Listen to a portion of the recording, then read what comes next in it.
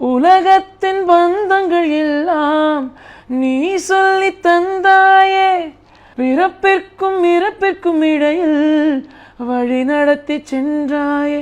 உனக்கே ஓர் தொட்டில் கட்டி நானே தாயாய் மாறிட வேண்டும். ஆராரிராரோ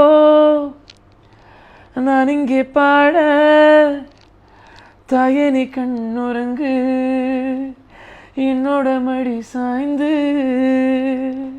வேறில்லாத மரம் போல் என்னை நீ பூமியில் நட்டாயே. உங்க ரெண்டு பேருக்கு அந்த ரிலேஷன்ஷிப்பே அவ்வளோ அழகா இருக்கு பார்க்கும்போது.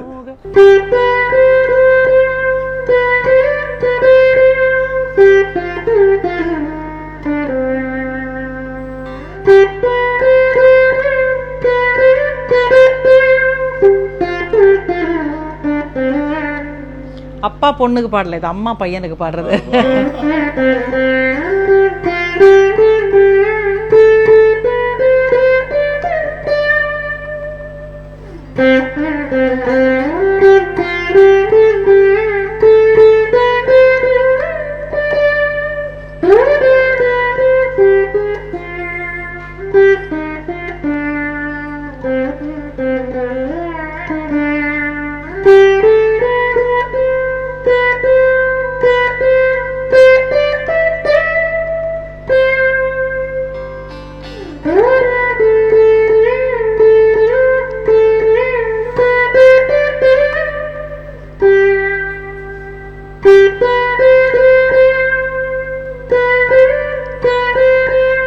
ஸோ எப்படி இருந்துச்சு ஃபர்ஸ்ட் முதல்ல ஒரு தியேட்டரில் போயிட்டு அவ்வளோ கரகோஷத்தோட அந்த பாட்டை பார்க்கும்போது உள்ள தியேட்டர் எக்ஸ்பீரியன்ஸ் எப்படி இருந்துச்சு? நான் ரொம்ப கத்தியே பேச மாட்டேன், அப்படி கத்தி பேசியிருக்கேன். அது திருப்பி நான் பார்க்குவேன், என்ன இப்படி கத்தி பேசியிருக்கோம்.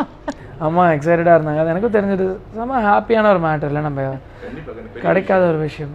Okay, so can we have few lines வந்துட்டு ரொம்ப அந்த பாட்டை ஒரு வாட்டி பாட வச்சிடலாம், அப்போதான் அந்த வைபோட நம்ம இன்னும் இதுவாக போக முடியும். இனி நான் உன்னை என் கண்ணை போல பார்த்துக்க போறேன், துணையா காத்த அந்த மழையை கூட சேர்த்துக்க போறேன், உனக்கு எதெல்லாம் ரொம்ப பிடிக்கும்னு தெரிஞ்சுக்க போறேன், ஏன் பே நீ தான் ஊருக்கெல்லாம் தெரிவிக்க போறேன், அன்பே என்பே நீதானே எந்த நண்பே நீதானே, என்பே என்றாலே நீ எல்லாத்துக்கும் மேலே நீதானே, என்பே என்பே நீதானே எந்த துன்பே நீதானே, முன்பே முன்பே வந்த என்பே நீதானே.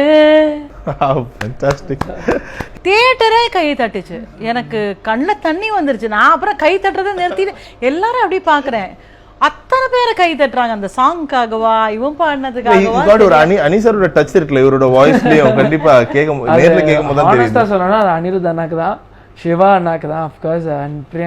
சிவா செம்ம கியூட்டா இருந்தாரு.